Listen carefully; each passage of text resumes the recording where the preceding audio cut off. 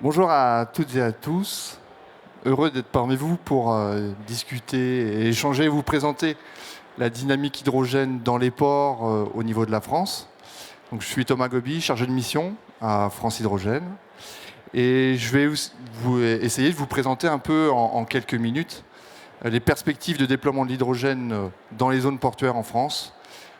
Tout type de ports confondus, à savoir les plus grands avec les grandes zones industrielles aux portuaires, comme des ports plutôt décentralisés de mobilité, le routier, le maritime, le fluvial. Donc voilà, on va essayer de balayer un peu tous ces enjeux-là, de parler aussi un petit peu de projets plus concrets qui avancent et qui matérialisent cette dynamique.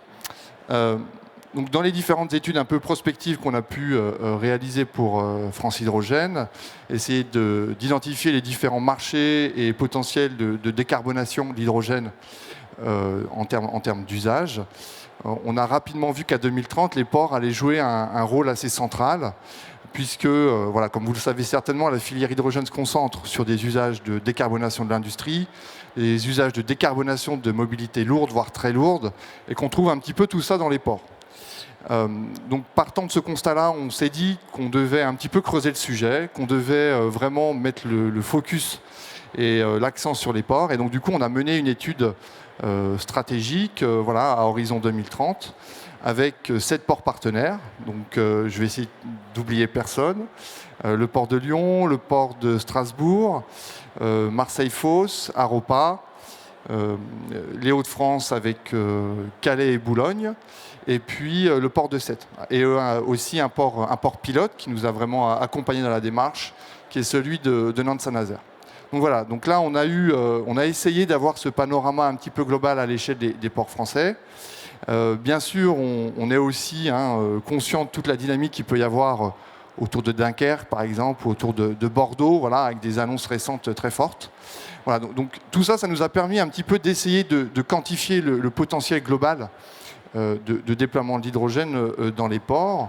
Et ce qui s'est avéré quand on a fait nos estimations, on a essayé d'aller mobiliser les acteurs de terrain, tous les acteurs de la logistique, tous les acteurs du transport, sur la partie aussi bien poids lourds, camions, c'est plusieurs milliers de camions qui passent chaque jour dans des zones portuaires, sur la partie maritime, à la fois sur des navires côtiers, par exemple des pilotines, des navires à passagers, qui vont faire la desserte d'îles, la desserte côtière, des bateaux fluviaux, donc vraiment tous ces usages-là. Et puis bien sûr tout ce qui va être la grande industrie, donc la sidérurgie, la chimie, etc. Donc voilà, on a vraiment essayé d'être le plus large possible pour voir quels pourraient être les secteurs concernés par le déploiement de l'hydrogène.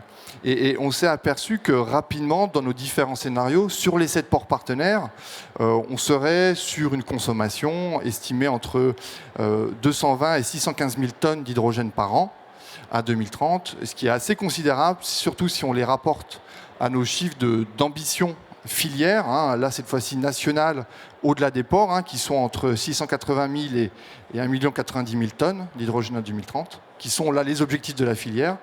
Si on rapporte un peu ces potentiels de consommation portuaire, on est entre 35 et 55% de la consommation globale d'hydrogène en France à 2030, qui pourrait être dans ces 7 zones portuaires-là, qui n'incluent pas forcément dans nos estimations Dunkerque ou Bordeaux, par exemple, qui sont potentiellement des très gros consommateurs.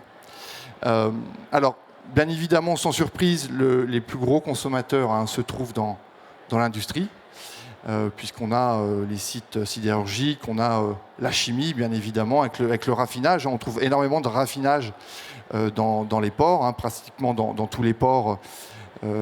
Les raffineries sont pratiquement situées à chaque fois dans des ports, au Havre, à Gonfreville, dans le sud de la France, du côté de Fos-Marseille. Même par exemple du côté de Lyon, vous avez la raffinerie de Feyzin qui est à côté du port de Lyon. Donc là, il y a des synergies possibles assez fortes et assez rapidement. Donc il y a ces usages-là, et même plus globalement de chimie lourde, de décarbonation aussi de secteurs de consommateurs de chaleur industrielle, qui pour se décarboner en substitution de gaz naturel, par exemple, pourraient avoir recours à de l'hydrogène. Donc voilà, donc on a vu vraiment cette possibilité-là, et vraiment le fait que finalement les ports pourraient être des hubs de massification et des leviers de massification extrêmement importants de la filière hydrogène. à la fois ces ports industriels, comme je le disais, mais aussi plutôt des ports de mobilité. Voilà, on a pris l'exemple des ports bretons que je n'ai pas cité parmi les ports partenaires. Je m'en excuse s'il y a des bretons dans la salle, mais voilà, très important bien évidemment, où on a vu que sur des consommations de navires, on pouvait être rapidement avec 2-3 navires à 200-450 tonnes par an.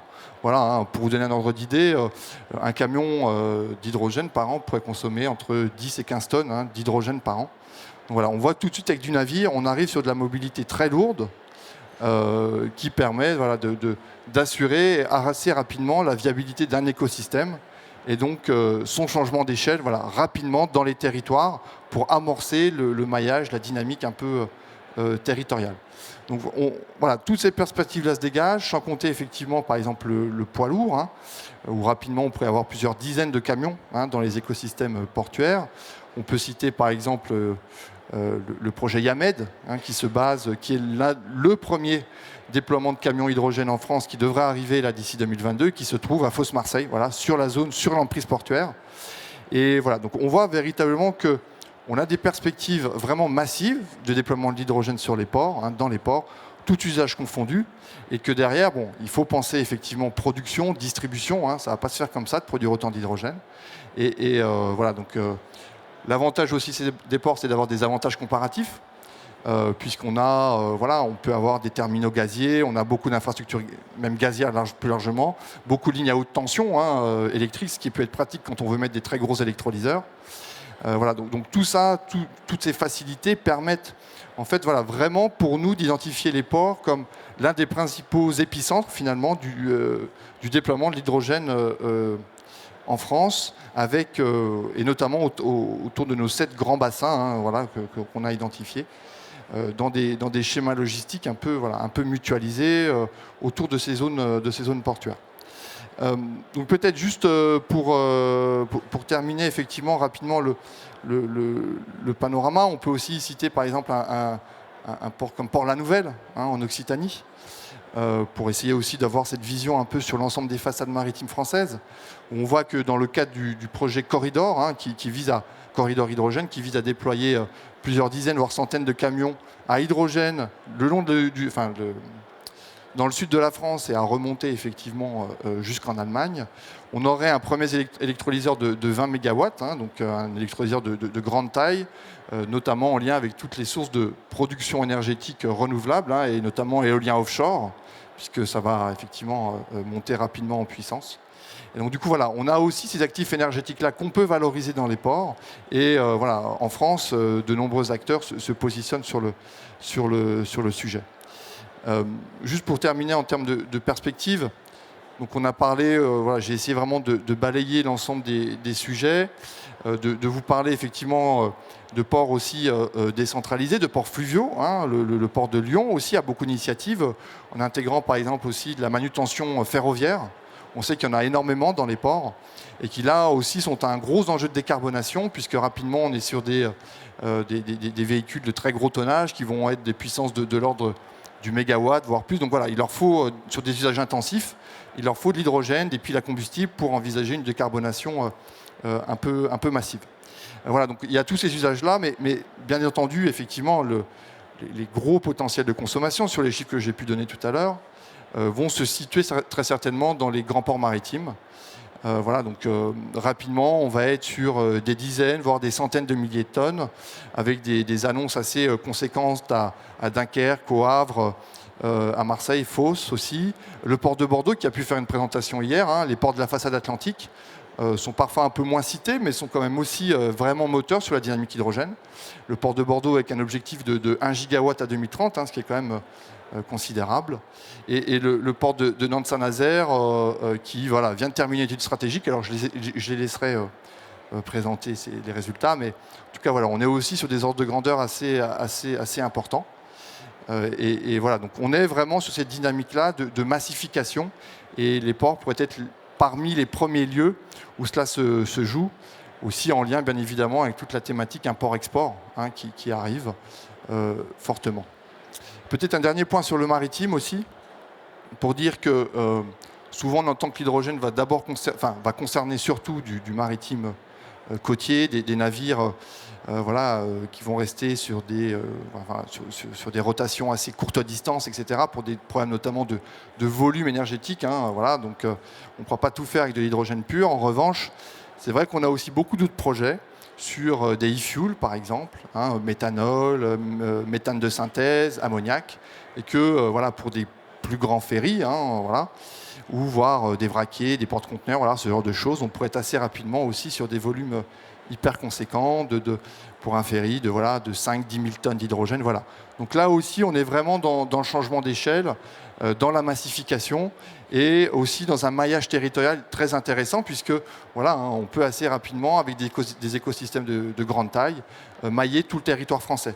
Donc ça aussi, c'est quand même un avantage et un atout hyper intéressant pour les territoires, pour la dynamique nationale et pour le déploiement de notre filière en France, qui veut associer consommation et production sur site. Il y a aussi des enjeux, juste pour terminer, effectivement, de réindustrialisation, d'économie circulaire dans les ports, puisque aujourd'hui, ce qui peut être considéré comme un résidu, comme du CO2, comme de l'oxygène, comme de la chaleur, demain pourrait rentrer dans des nouvelles boucles énergétiques grâce à l'hydrogène, pour produire ces fameux e-fuels dont je viens de parler. Pour faire du méthane, du CH4, il faut du carbone, il faut de l'hydrogène et du carbone, donc il faut bien une source de carbone quelque part. Pareil sur le méthanol. Donc il nous faut ces boucles d'économie circulaire pour décarboner ces mobilités de très forte puissance, comme le maritime en a besoin. Donc, là, il y a aussi des très gros projets en France qui avancent, notamment, j'en pense à certains dans le sud, entre Marseille, Toulon, avec des acteurs hyper engagés sur ces sujets-là. Et il y a un sujet aussi, bien sûr, de réindustrialisation, puisqu'avec l'hydrogène, on peut bien sûr favoriser l'émergence d'une vraie économie bleue, avec autour de la construction navale, autour de producteurs d'équipements, par exemple en s'inspirant de ce qui peut se passer dans l'éolien offshore, où on voit énormément de fabricants, d'équipementiers, etc. s'installer dans les ports. Sur l'hydrogène, ça peut être une dynamique similaire. Donc il y a aussi tout cet enjeu de création de valeur, d'emploi, d'équipements stratégiques sur des filières d'avenir. Voilà un petit peu moi ce que je voulais vous dire en quelques points sur la situation française. Donc ça bouge beaucoup, ça bouge très vite, ça bouge très fort. Et c'est une thématique vraiment essentielle pour nous, qu'on continue de suivre et qu'on souhaite véritablement pousser nos acteurs dans une dynamique aussi, une vision bien sûr européenne, qui je crois est la suite de cette table ronde et de nos présentations. Je vous remercie.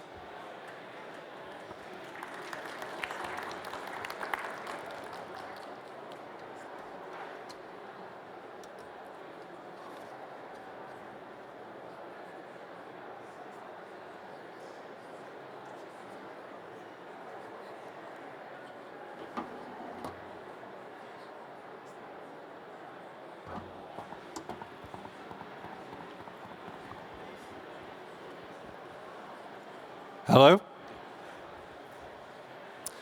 Well, it sounds like the microphone's working, so I'll make a start. Firstly, I'd just like to say it's a real pleasure to be here today in Paris. It's been quite a long time for many of us being able to get out and do these things, and it's great to be in a room full of people who are so sort of interested and passionate about the projects and the work in which I do.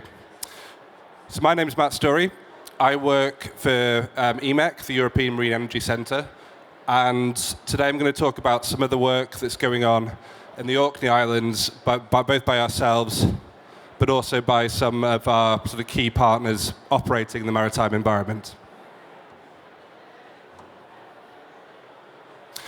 So just a little bit of context, because I realise a number of you may not know where the Orkney Islands are. So we're an archipelago based off the very far north of Scotland. So pretty middle of nowhere kind of stuff. We've got about 20,000 people who live on the island, of which about 14,000 live on the largest one in the middle. So it's a pretty unpopulated area.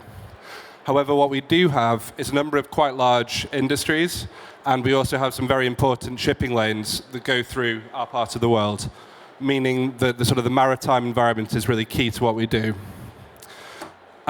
And something else to consider, particularly as it relates to hydrogen, is the specifics of Orkney. We've got a significant number of renewable energy opportunities, both ones which are currently being harnessed, but also ones which could be harnessed in the near future. However, we've got a significantly constrained grid. There is very, very little that we can do with the energy that we're going to produce. And we also have some quite specific carbon impacts, with shipping being by far the most significant. So in terms of EMEC, the organization I work for, we, as I say, are based up in Orkney, and we've got a number of different facilities across the islands. Our background is really in renewable energy, particularly within the tidal and the wave sector. However, we've now moved into the hydrogen space. We've got a number of different demonstration facilities and sites where developers and companies working within the hydrogen or the marine renewable space can come and grid connect and actually physically test out their kit and their processes in sort of a very harsh real-world environment. And Orkney is indeed a very harsh real-world environment. It became apparent 6 or so years ago that with the constrained grid and the significant renewables, though, that we had to make a bit of a sideways move as a business. And it was this which meant that we moved into the hydrogen space. Originally, the hydrogen was being used almost only as an energy storage option. However, it quickly became pretty apparent that there was a number of different sort of more specific value adds, bits of work that could be delivered using hydrogen. Hence our focus on maritime and the aviation sector, both of which I'll touch upon. Pardon me. So it might be useful just to introduce the hydrogen ecosystem which we currently have in Orkney. As I said at the start, this isn't just an EMEC thing. This is the result of a lot of investment, European and UK government, as well as work from a number of companies, many of which are on that board there. So on the production side, we currently have 3 electrolyzers, 2 on the island of Edy, which is the one in the top left corner, and 1 on Shappensea on the right-hand side. Those are our principal production sites. As you can see from the scale of them, we're talking in the 0.5 to 1 megawatt scale. So we're not large, but then we aren't a bulk hydrogen producer. We're primarily producing to support R&D activities. That's what we're trying to do. The hydrogen is transported using a network of tube trailers and is also being transported on the local ferries as well. As it relates to the maritime sector, though, in the ports, we've got a number of different specific use cases. So first and foremost, we have a 75 kilowatt fuel cell, which is located at the local port, which is providing shoring energy to ships in the harbour. We have a refueling station, which is also based near the main cruise terminal, with a grand intention that we convert this into a facility which can provide hydrogen to support decarbonising the cruise industry. And we have a combined heat power unit at the local airport, which again is supporting the decarbonisation of the aviation sector as well. And this is just where we are today. We're currently in the process of integrating a solar and hydrogen-powered crew welfare unit at the main cruise port, again, decarbonising this industry. And we have some pretty significant plans and current projects around hydrogen for ferry transport. Just a little bit about what EMEC and our local partners do. We cover the whole value chain, although we have our own niche. Again, we're not setting ourselves up to be, big-time hydrogen producers. We're very much on the R&D side. We're producing via electrolysis at the sites I pointed out before with local partners, but we're very much involved as well in the storing and handling side. And particularly within this area, our main focus is actually around some of the safety cases, the regulations, and some of the more difficult to overcome sort of technical challenges within that part of the business. And thirdly, we have a quite significant a consultancy team as well who are focusing on supporting new businesses looking to enter the hydrogen market, trying to lower the barrier of entry and lower the technical requirements for new partners coming on board. So just a little bit of a look at some of the use cases that we currently have. Within Orkney, we're using hydrogen for road transport, including a hydrogen refueling station, which we have at Kirkwall, and that's using the green hydrogen produced at Edy. The Orkney Islands Council, who are the local authority and a key local stakeholder, are running a fleet of hydrogen power vans, which are supporting sort of operations across the island. And with the next step being to expand into larger vehicles with potential bin lorries or coaches being the next step. And that equipment and the infrastructure is being supplied through the Big Hit project, which is an FCJHU European funded project. On the marine side, we've got a number of projects which are exploring diesel alternatives for maritime use.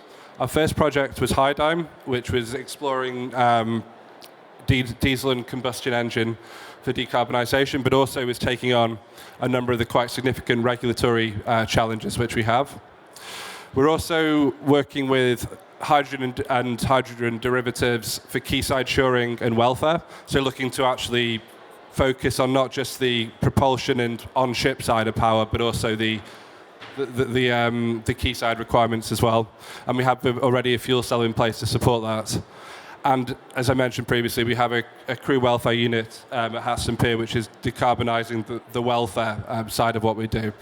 And the top images of that welfare unit, the image on the right is the ferry, which we're looking to convert to run on hydrogen power.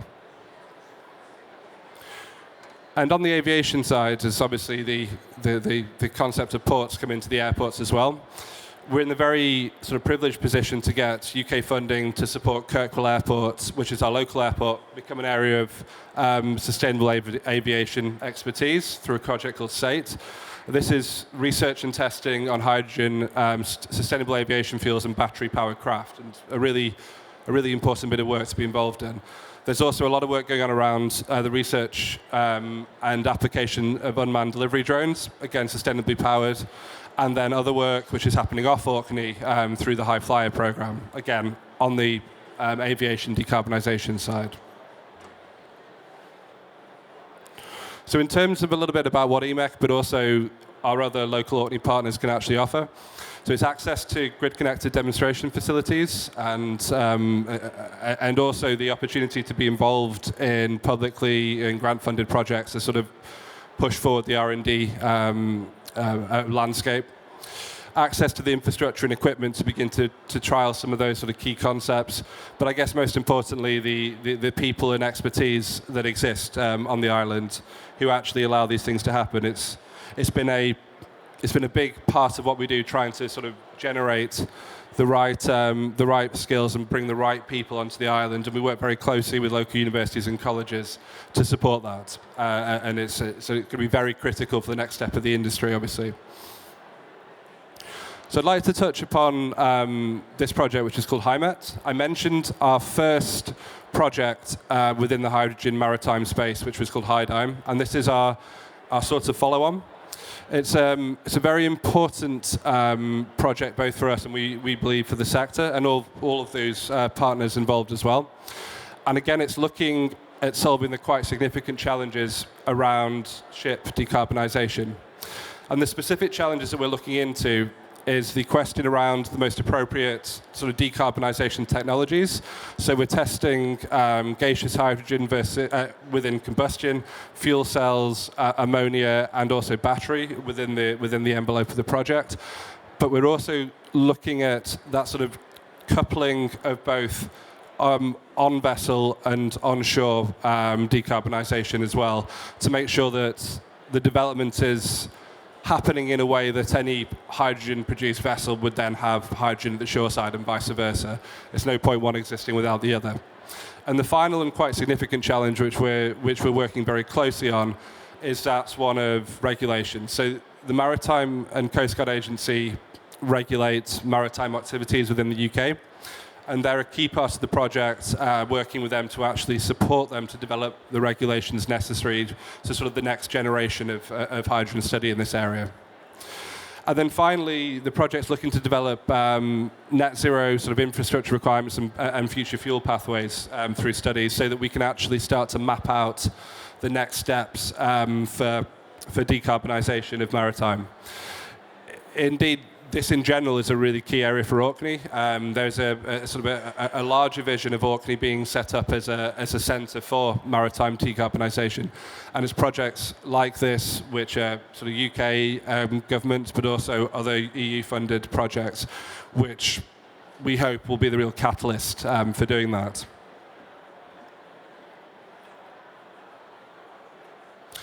I thought also, a little bit away from the maritime, that this could be quite an interesting project just to quickly touch upon. It's called ITEG. It's another EU-funded project. And it's one where we have a quite interesting array of different technologies all integrated together into a microgrid. So we have primary green energy production from a tidal stream turbine, which is what you're seeing there in the photo, as well as a community wind farm, which can be seen in the other photo. That energy is then coming into sort of an electrical control center, which has a piece of artificial intelligence in it, which is making split-second decisions as to whether to export that energy to the grid, whether to use it to produce 100% green hydrogen, or whether to store it in a flow cell battery facility that we have co-located. Although it's, again, existing on an R&D scale, it paints quite an interesting sort of future picture of what an integrated sort of energy matrix might look like. And as with all these things that we do, we hope that some of the lessons learned can sort of go on to influence the next generation of projects at a much larger scale. I think I'm nearly at the end of my time, and I'd just like to finally touch upon sort of where we go next. EMEC and Orkney are committed really to the renewable to hydrogen production. It's fundamental to what we do as an island for the reasons I said out before about having very poor grid connection. It also is highly committed to the hydrogen and maritime sector and the hydrogen to help the decarbonisation of aviation. So I guess with that in mind, I'd be delighted to speak to anyone who had time after the meeting. Had time after these talks. I'll stick around afterwards. Be very interested in any ideas and any thoughts on potential collaboration opportunities, projects of interest, or anything that we can do to support. So I think that's me. Thank you.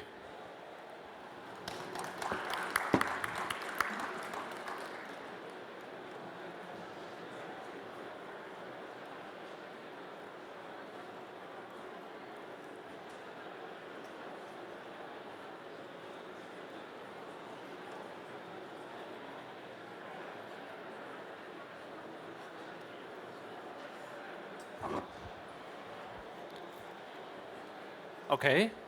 Yeah? Ready? No. Perfectly. Yeah. Well, it's a great honor to speak today here for me.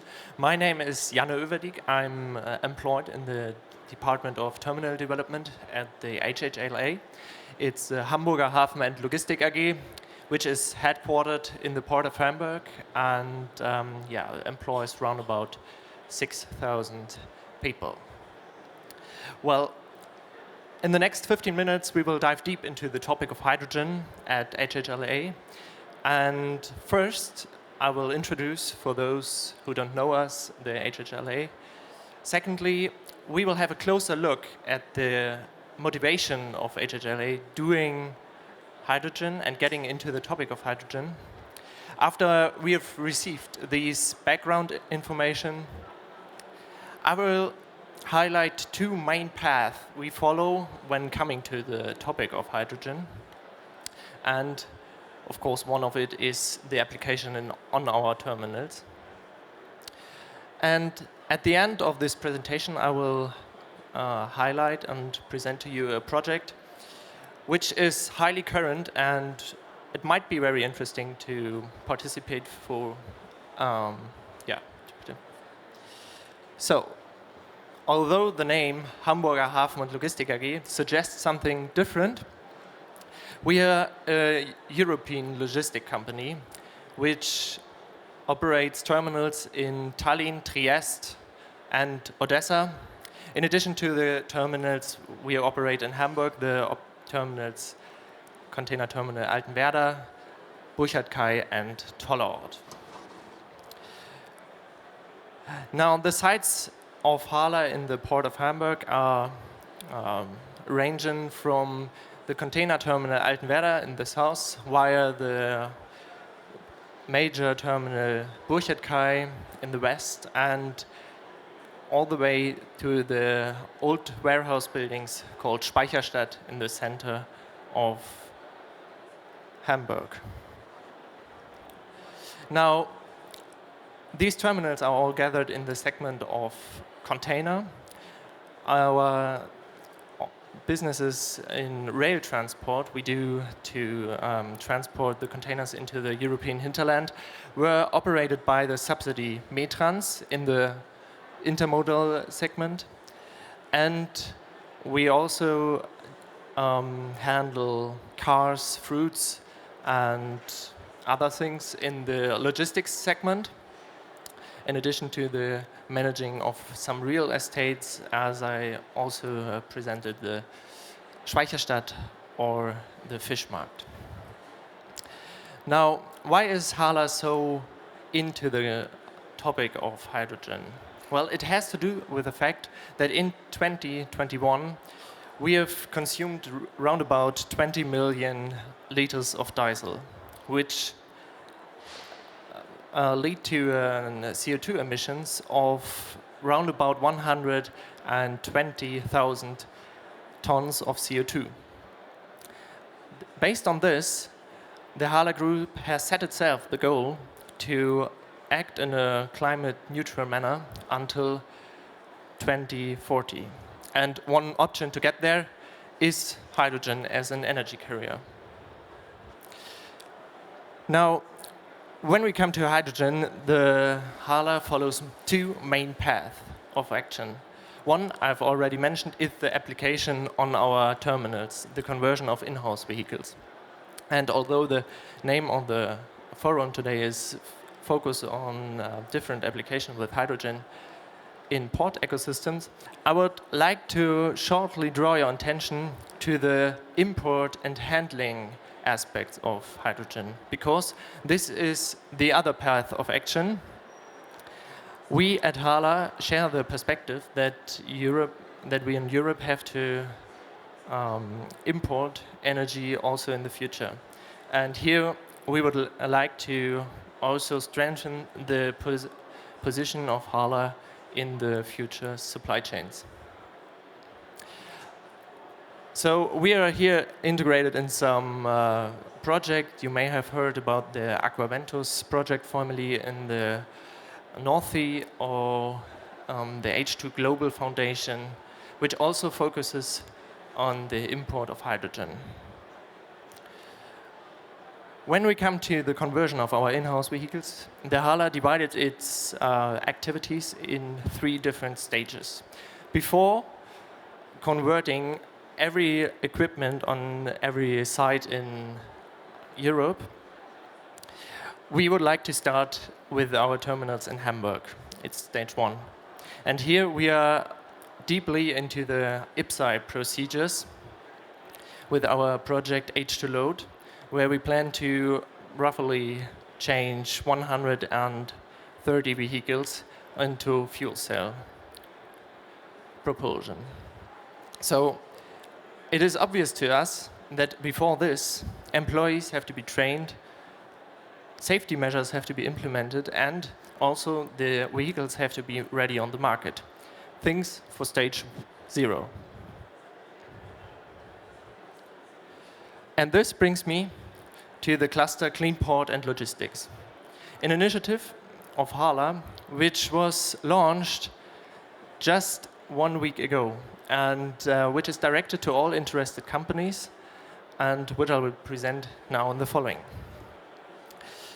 In the center of this cluster, there is a test site where we plan to operate the fuel cell vehicles and the prototypes and other things on our day-to-day operations, so we can try them under real conditions. We are here also about to order the refueling infrastructure, and the intention is to trial them under the day-to-day operation. Now, this test site is located at the container terminal Tollerort, right in the heart of the port of Hamburg, where we have many vehicles to convert. And the idea is to do the next step by developing the concepts on, for instance, maintenance, repair, and the concepts for refueling and operation, and bring them into the next phase of day-to-day operation, where we can optimize them, these concepts, and where we can test them under the real environment. So what could be added value for the equipment manufacturers?